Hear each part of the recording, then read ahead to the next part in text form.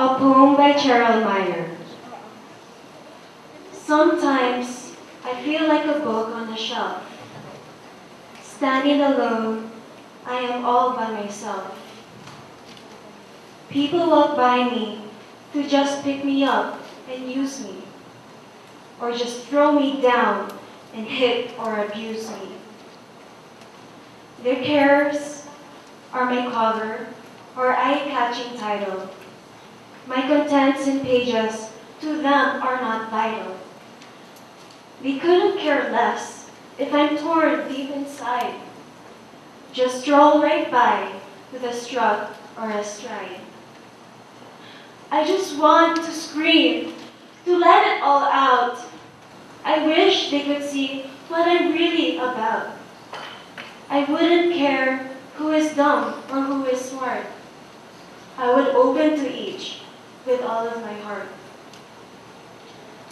Many times I felt like this growing up. I did not understand what ADD was when I was diagnosed with it when I was 3. But what I did understand was I was different from the other kids at school. School had always been difficult.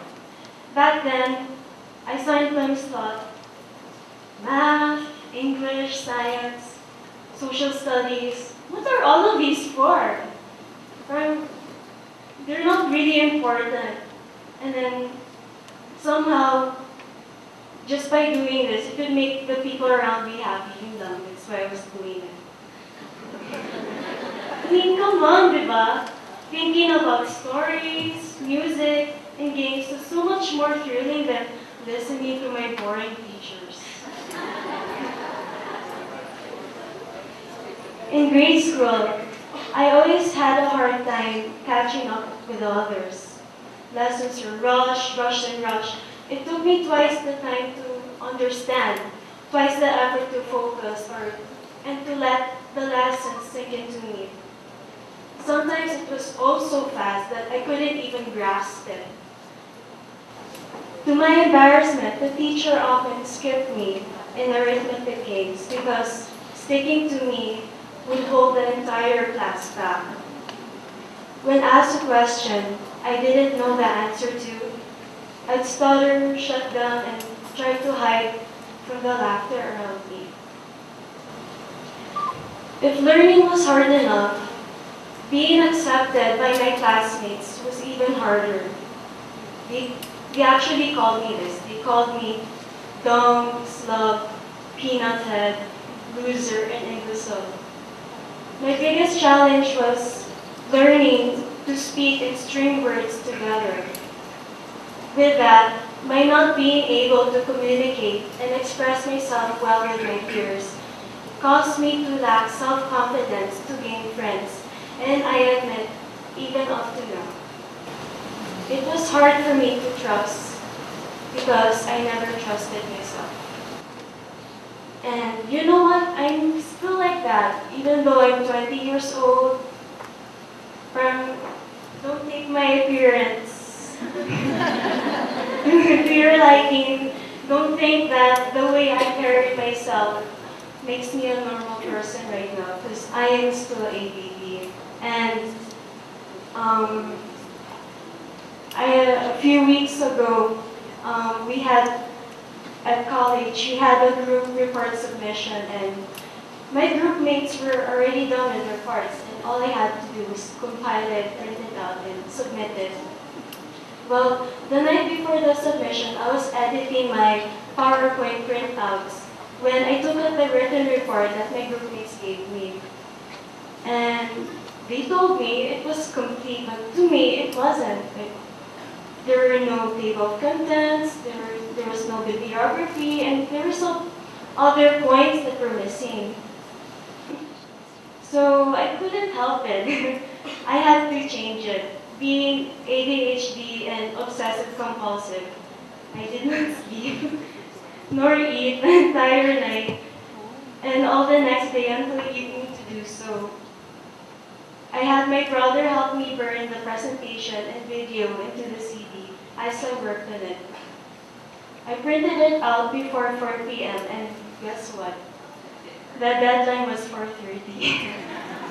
And my house is at Paranaque, USD's in Manila. So that day, circumstances went all wrong, and it was traffic everywhere. So rush, tricycle, bus, MRT. To make the whole story short, I arrived at school at 6:20, thus I missed the deadline. A week after that, it was finals week. I had every opportunity to still submit the report to my professor. But I was too afraid that he couldn't accept it, that he wouldn't accept it. Besides, he would disappear by the time I decide to give it. Then I was also afraid to tell my group mates about it. If only I told them, he could have helped me push me to give it na. And actually lied to one of them already na I submitted already. So now on account of what I did, my group mates are in jeopardy of flunking. They kept asking me, "Why didn't you tell us, Iya? It was finished already. All you have to do is submit it. Now we're gonna fail." I didn't know what to say. I didn't know how to explain it to them because even I didn't know why I did it either. Now my group mates are mad at me, and so are some of my classmates. I caused them one subject that's only offered seasonally, holding my group mates back a year. This turned out the biggest regret in my life. It wasn't because I did something wrong, but it was something right that I could have done but didn't do. Honestly, I don't really deserve to be here talking to you. I'm only sharing this with you because of the support my mom has always been giving me. And that's what ADHD Society is all about. To support us, ADHD children and young adults. No matter what mistakes we do, no matter how crazy we get, nandun sila. Even though I had lost hope so many times in my life, even though I numerously failed, my mom and my other supporters are there for me, guiding me, correcting me, encouraging me, comforting me, and fighting for me. Right now, I'm on the spot, fighting and doing every way possible to correct my actions and get my group mates to pass the subject. Because it's the single thing I desire right now. Rather than jumping in to fix things right away, my mom has allowed me to try to do so myself on my own. That is to be my own advocate.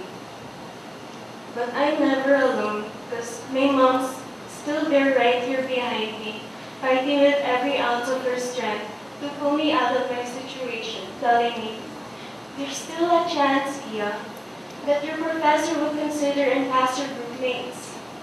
Don't give up yet. It's not entirely your fault. It was done already. Things just didn't turn out right. You still have hope." I couldn't think her more enough. Because it really helps to have someone around who can understand and comprehend what we're feeling at that moment. If you give us patience, we give you everything on it. Because we are a passionate, energized, imaginative group of kids. What holds us back is the scrutiny, arrogance, and indifference that most people show us. All we're asking is to understand. Don't judge us by our cover. Don't just stroll right by us with a strut or a stride. If you let us, we'll blossom, bear fruit, and ripen to sweet maturity. And when everyone else isn't looking, we'll eat ourselves.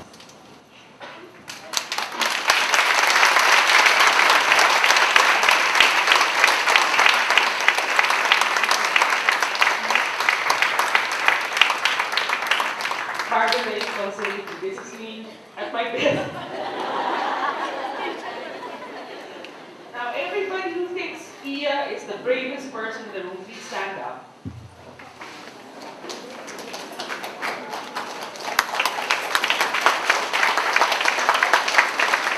I think we found our new celebrity for ADHD.